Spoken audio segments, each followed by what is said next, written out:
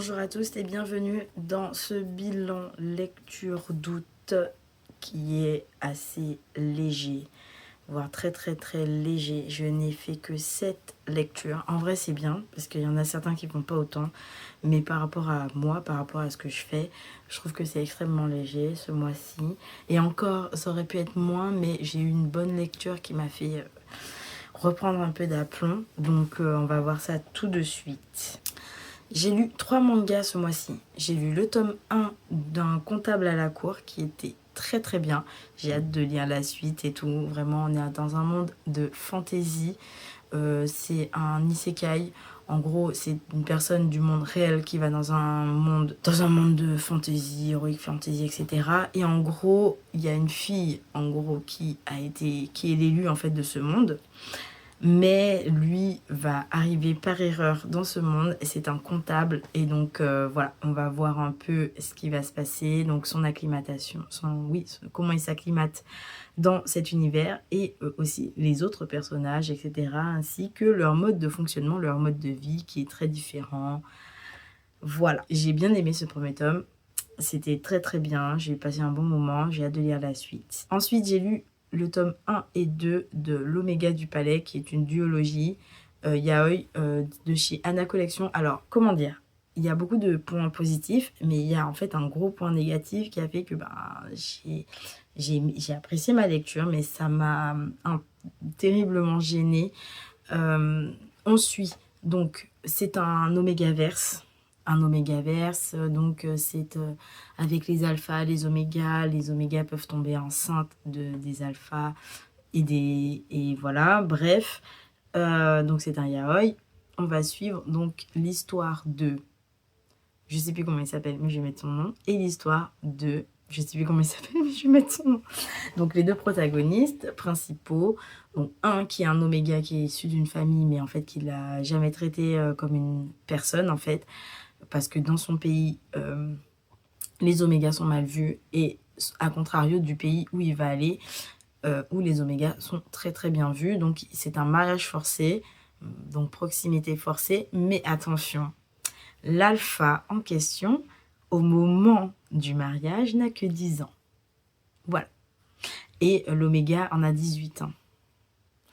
Donc c'est bien évidemment un age gap du tonnerre. Vraiment, là, c'est waouh, c'était même pas nécessaire dans le plot, dans l'histoire. Enfin voilà, c'était pas du tout nécessaire de faire ça. Mais bon, ils se sont dit que oui, c'était cool. C'est ce qui m'a extrêmement gênée. Je pense que c'est gênant pour beaucoup de personnes en soi. Et voilà. Mais bon, en soi, de base, l'histoire est intéressante, même niveau politique, etc. Parce que voilà, il y a un régicide, on dit. Donc ça, c'est pour les reines. Pour les rois, je sais plus comment on dit, mais bon, voilà. Il va se passer quelque chose. Et voilà. Sauf que c'est dommage parce que c'est en 2 tomes. Et donc, il y a pas mal d'aspects du manga, donc politique, même les relations entre les personnages, qui ne sont pour moi pas du tout assez approfondies. D'autant plus qu'on nous met un age gap aussi énorme. Donc, pourquoi en fait? Et ça, c'est même pas spécialement expliqué. Et enfin bon, bref. Donc, en vrai, le plot, le fond du truc est bien fait. La forme, horrible. Et enfin, horrible. Qu'on s'entend bien, c'est pas non plus illisible. Mais il faut être aware qu'il y a un age gap énorme. Surtout qu'en plus, c'est voulu. Parce qu'à un moment, l'oméga a ses chaleurs. Et il repousse en fait l'alpha. Dans un sens, on se dit, bon, c'est cool, c'est parce qu'il a 10 ans et tout. Non, pas du tout. C'est parce qu'il a honte de ça, parce qu'en fait, il a été élevé en tant qu'oméga dans son pays qui est très mal vu. Donc, il était même pas considéré comme un être humain. Donc, en fait, il a honte de ça. Il n'a pas honte dans le sens où, putain, c'est un gosse, je peux pas avoir mes chaleurs par rapport à un gosse, c'est pas normal. Non, pas du tout. Et en plus, à un moment, il lui dit bien que oui, il a eu le coup de foudre, que voilà, c'était love at the first sight, sauf qu'il avait 10 ans. C'est assez dérangeant, je trouve. C'est très limite dérangeant. Par contre, le manga est très beau. la couverture est magnifique et tout, mais c'est dommage, il y a plein de points. N'empêche, dans toute cette frénésie, j'ai quand même lu 4 romans. J'ai fini, donc en début de mois, alors attendez, hop, je pousse ça. J'ai fini en début de mois, donc le 3e tome de Le Pont des Tempêtes, donc L'Héritier Insoumis. J'ai kiffé, mais la fin, pourquoi? Et en fait, je me dis que c'est pour ça qu'il y a un tome 4, mais c'est dommage parce qu'en fait, ça traîne. Là, je me demande, quand je vais lire le tome 4, je vais me poser, en fait, je vais le lire en me posant la question si oui ou non, il était nécessaire, ce tome 4. Parce que ça aurait pu finir d'une manière, mais au final, non, pas du tout.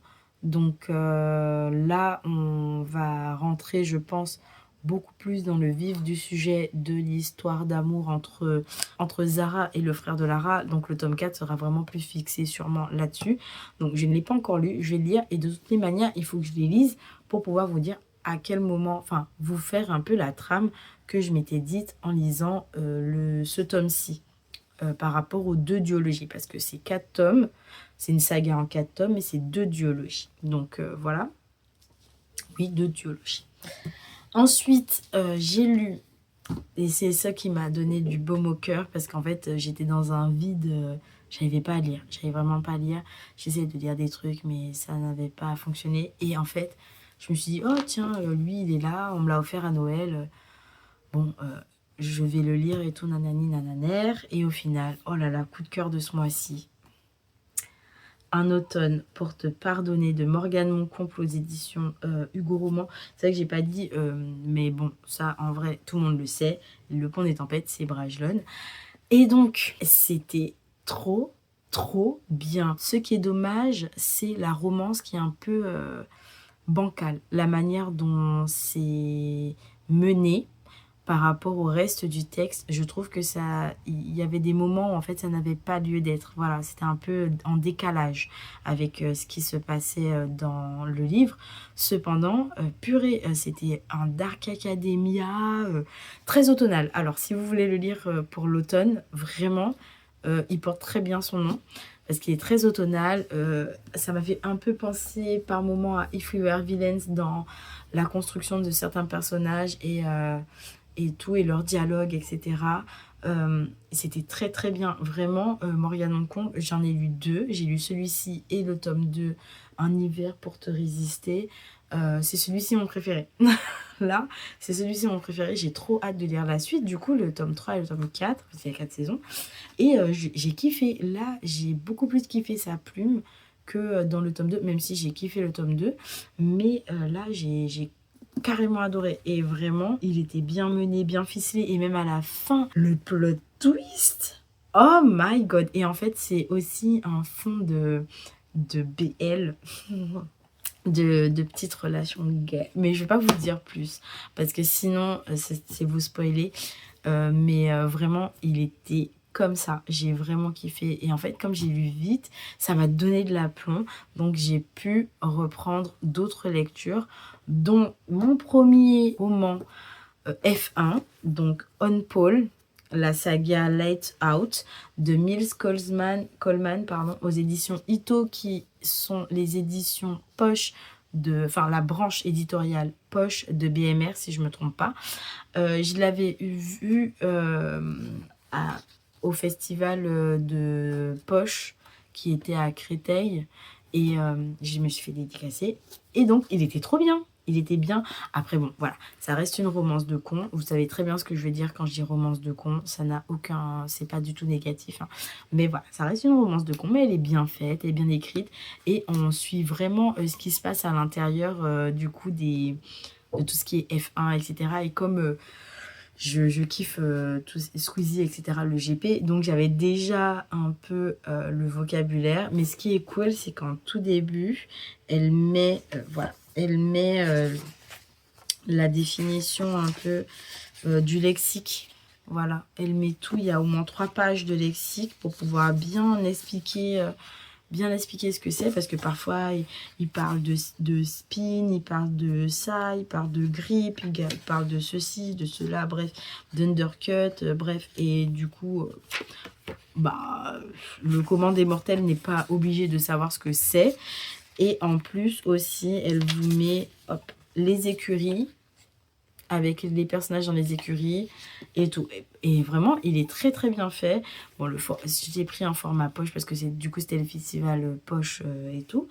Mais vraiment, je la découvre, je la connaissais pas du tout. C'est une française, hein, Mills Coleman, pardon. Et vraiment, j'ai kiffé. Et du coup, je vais continuer la saga. Parce que vraiment, j'ai adoré. Je l'ai vraiment pris. En plus, vraiment, je suis folle. Je le prends. Je ne connais pas l'autrice. Je ne sais même pas de quoi ça parle. Juste, je me suis dit, vas-y, il faut que je démarre par un roman F1. Et je suis là. C'est un poche. Et je sais que... je voulais lire One Paul et l'autre romance aussi, Cross the Line.